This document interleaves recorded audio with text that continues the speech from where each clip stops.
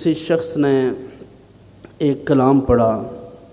نعت خوان ہے، ایک دو تین نعت خوان تھے، دو شاید، تو انہوں نے ایک کلام پڑھا، ٹھیک ہے، غلط انداز ہے، غلط طریقہ ہے، ایک کی شامت آ گئی، دوسرا بچ گیا، دوسرے کا کوئی نام بھی نہیں لیتا، حالانکہ ابتدا اس نے کی تھی، وہ جو بچ گیا تھا اب اسی کا ایک اور کلپ وائرل ہو رہا ہے، تو وہ لفظ پنجتن پہ اتنی بدتمیزی کر رہا ہے، اور اس کے ساتھ وہی جو توبہ کروانے والے ہیں وہ خود بھی شامل ہے، اور اس کا ماتھا چوم رہا ہے جا کے، اور اس کو داد دے رہا ہے۔ جو نعت خوانی کے اس سسٹم کو متعارف کروانے والے ہیں، جو نعت کی انڈسٹری بنانے والے ہیں، ان اہل ثروت کا احتساب ہونا چاہیے کہ وہ اپنا پیسہ کیوں ایسی جگہوں پہ انویسٹ کرتے ہیں، اور نعت خوانی کو اس کلچر میں ڈھالنے والے، اس کے موجد اور اس کے جو اصل مبتدع ہیں، اصل یہ بدعت جنہوں نے پیدا کی ہے کہ نعت کو مذاق بنا دیا، نعت خوانی کو اور اس محافل نعت کے تقدس کو خراب کیا، یہ بدعت جاری کرنے والا بندہ جو تھا وہ تو کسی اور کونے میں بیٹھا ہے، اور وہ آرام سے بیٹھا ہے۔ یہاں تو 10-20 ہزار روپے یا 50 ہزار روپے ڈیمانڈ کرنے والوں کی شامت آ رہی ہے، لیکن جو 10 لاکھ روپیہ ڈیمانڈ کرتا ہے وہ بڑے بڑے مولویوں اور پیروں کی آغوش میں بیٹھا ہے۔ تو اس لیے اصلاح سب کے لیے ہے، مجموعی طور پر معاشرہ بگاڑ کا شکار ہے، اور صد افسوس کہ اس سارے قضیے میں جن لوگوں نے پیش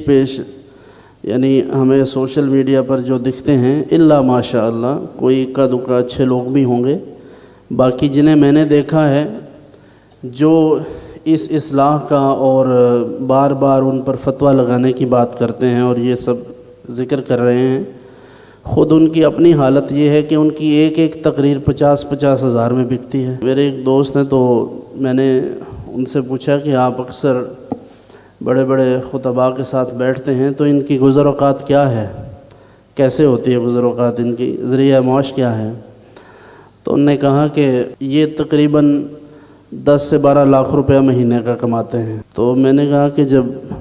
ہمارے معاشرے میں تقریر اتنے کی بک رہی ہے تو پھر کسی کو کوئی اور کام کرنے کی کیا ضرورت ہے؟ ہمارے ایک دوست FBR میں ہیں، تو وہ کہتے ہیں کہ یہ پیروں کا بھی احتساب ہونا چاہیے۔ میں نے کہا احتساب کے لیے مجدد الفسانی چاہیے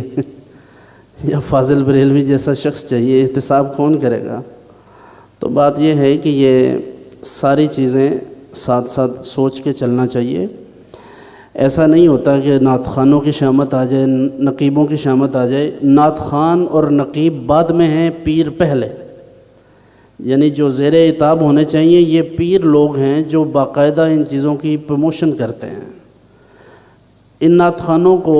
پیشہ ور خطیبوں کو، نقیبوں کو تو پیسہ چاہیے، آپ پیسہ دیں یہاں آ جائیں گے،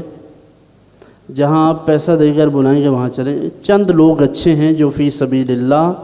جو اللہ کی محبت میں، اللہ کے رسول صلی اللہ علیہ وسلم کی محبت میں یہ کام کرتے ہیں، باقی سب کے احوال یہی ہیں جو میں نے عرض کیے۔ پھر یہاں تک ایک نعت خوان نعت پڑھ رہا ہے، کوئی کلام پڑھ رہا ہے، کوئی اشعار، اذان فجر ہو رہی ہے، کسی صاحب نے، وہ باشرہ شخص ہے، داڑھی والا، کوئی اچھا دیندار بندہ ہوگا، صالح، اس نے اذان کا اشارہ کیا کہ ایسے کہ اذان ہو رہی ہے، یا کانوں میں انگلیاں رکھی، جیسے بھی کوئی اشارہ ہلکا پھلکا، جس سے یہ اندازہ ہو کہ اذان کا اشارہ ہے۔ تو اس نے کہا کہ یہی عبادت ہے سب سے بڑی جو میں کر رہا ہوں، یعنی اذان سننے کی بھی ضرورت نہیں ہے مجھے، اس نعت خوان پر نہیں، وہاں کھڑے اس